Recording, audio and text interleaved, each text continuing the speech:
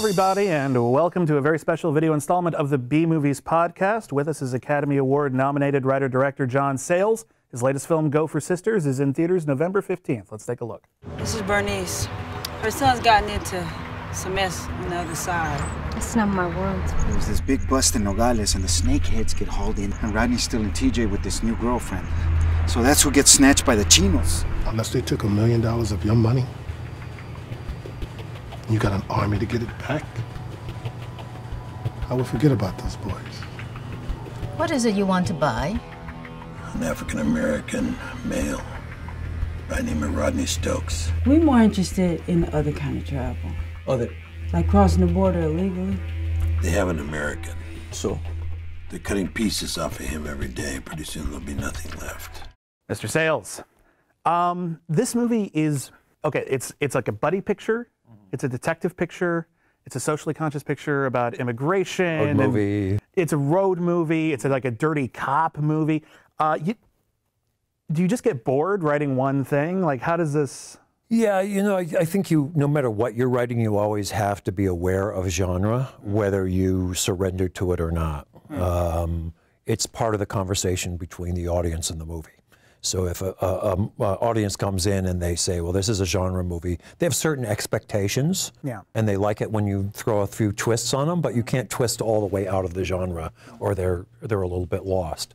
So, yeah, this movie hooks into some familiar genres. But really, it's about, you know, these two women who, you know, were so tight when they were growing up that they could go for sisters. Yeah. And separated for 20 years, reunited, and they've shifted. Life has happened to them. And one of them is now the parole officer, and the other is the convict who's just gotten out of the joint fighting a drug habit. And can they still be friends? And then circumstances throw them together in a situation where the parole officer, who's very straight-laced and has a real hard crust on her, needs help from the wrong side of the law. Yeah. And all of a sudden the other skills and survival techniques and everything become useful. And then eventually they have to enlist this kind of defrocked LAP detective that Eddie Olmos plays.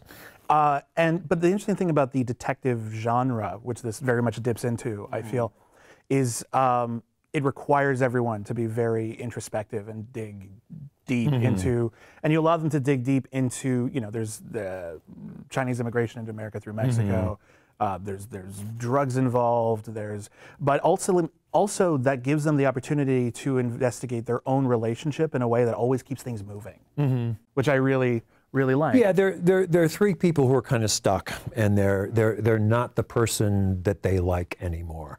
There was a point in their life where they felt pretty good about themselves, and they've either evolved or been shocked, in the case of the detective who's been kicked off the force, out of that. And so they're kind of all in desperate need of some kind of redemption, but you don't get redemption without risk. And so they're thrown into this thing where they not only have to risk something, but they have to risk it for somebody else in order to get you know, in some cases just something tangible, but also this sense of themselves back. Right, and Lisa Gay Hamilton and Yolanda Ross are your female leads, and they have a long-standing connection from childhood, and then you also throw Edward James Olmos into the mix, and he's just doing it for the money. At first. Yeah. You know, and I think, you know, and he does need the money. Yeah. And it's not as much as he might have charged before he was kicked off the force or anything like that, or if he had officially said, I'm a detective for hire. But once he's in it, it gets personal. And it's not so much personal that somebody's insulted him, it's he has to feel good about himself. Yeah. This is a guy whose nickname when he was on the force was the Terminator. Right. And he's going to get to the bottom of this thing. He's going to get resolution. The son of the parole officer has gotten in over his head doing some people smuggling and has been kidnapped south of the border. What he's going to get for the woman who's paying him the money is she's going to find out whether her son is dead or alive and get him back if he's alive. But he may be dead, but he's going to get her that resolution. Yeah, and so he's nicknamed the Terminator, and this is the sort of thing that whenever I'm writing, these are the little details that always stress me out. You're deciding a nickname for this cop. you picked the Terminator. Did you go through like Robocop first, or Rotor, or were there other notions? I like the Terminator because there's a sense of a guy who gets it done. You know, unstoppable. Unstoppable. He gets it done. He comes back and does it.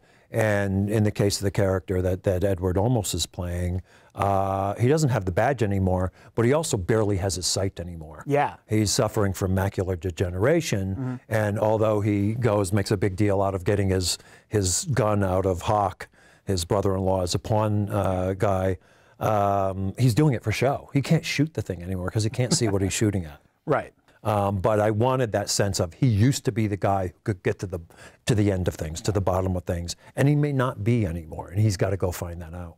At what part of the creative process do you decide to give this detective, who's already got strikes against him, he's got a troubled past, he's getting on in years, and then like, screw it, let's give him macular degeneration while we're at it?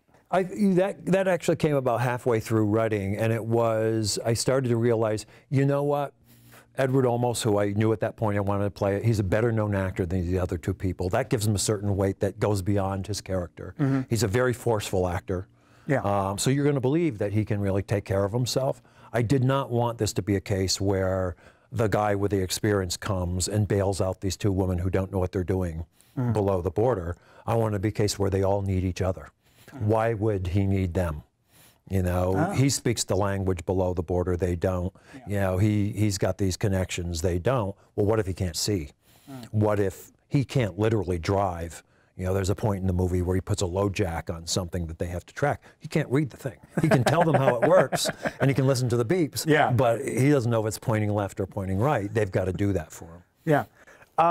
So was it always written for Edward James Olmos? Or? Yeah, it's interesting. I usually don't know who's going to be in the movie while I'm writing. I try not to even think about it. That's interesting because you have a stable of actors you frequently work with. I have a stable of actors to think about, but they're not necessarily available. Right. Or, you know, I've quite often had actors saying, you know, I can't afford to work for you this year. You know, I had some bills or whatever, or we just had a kid or whatever, and I can't, you know, take that time out of my money-making schedule to get scale and do your 5 or 6 weeks. But in this one, I just started in and I said, I know the 3 people I want to have play these, and luckily they were all available and interested in doing it. Yeah. So I want to talk about Lisa Gay Hamilton because she's amazing in this movie, and she's got such a rich character. And she's a very protective mother, but she's also learned to judge people very quickly because she's a parole officer. And then that's challenged because Yolanda Ross comes in and she has a connection. And then she puts on like the vest, and it's like that's like her body armor. Like she's ready to go into war now. Yeah. There's something really cool about this mother, this very loving, caring mother, who will just whip out a gun in a porn shop. Well, she has been trained. She is a police officer, although she works in corrections in the parole system. Lisa Gay actually went out with a woman who was a parole officer. Who, you know, her husband was a parole officer, had just been shot in the line of duty, just shot by somebody who opened the door and shot him. Survived, but there's that edge to being a parole officer is you're not just sitting in an office. You have to make the house calls. You have to check up on people, and you don't know where they are. They may just have gotten to a bad bunch of drugs and they're paranoid and whatever, or they may be afraid of you, or they may, you know, have some other deal going on in their head, and they may be dangerous. So even though it's not Kevlar, she's wearing it like it's Kevlar. Yeah. The other thing is, she's a mother. Yeah. And so all bets are off. You know, all the rules and everything like that. She's somebody, well, she knows the correction system, and she just thinks and says, there's nothing in the corrections. I know it inside and out. There's nothing in that system that's any good for my son. Yeah. I'm going to get him out of this without him going straight to jail. And there's an element of, I don't know if it's irony or hypocrisy for when like she goes into her son's bedroom and like she's willing to sort of mess with the evidence a little bit to get her son off the hook. And then here's Yolanda Ross, and she's the one with an actual criminal past. She's the one who's dealing with drug addiction. She's like, we shouldn't be doing this. Well, but also she's the one who, the first scene where she comes to meet her new parole officer, she could go straight to jail. She's violated accidentally her parole. You go into that office, you may leave in an orange suit and handcuffs. So you're on very thin ice. Whereas the other woman has that a lifetime of saying, you know, now 20 years or more of wearing the badge and saying, I have certain privileges and I'm in on certain things. And I have a little bit of a bubble around me because I'm a police officer. I remember a friend of mine worked on a cop movie, and one of the officers, who was a fairly well-known New York officer, was admiring this one cop that the movie was about. And he said, there's not a law he wouldn't break to see justice done. And I think once her son is in danger, there's a lot of law she wouldn't break to see what she sees as justice done, which is her son walks from it and she gives him a good talking to. And, you know, he's not kidnapped anymore.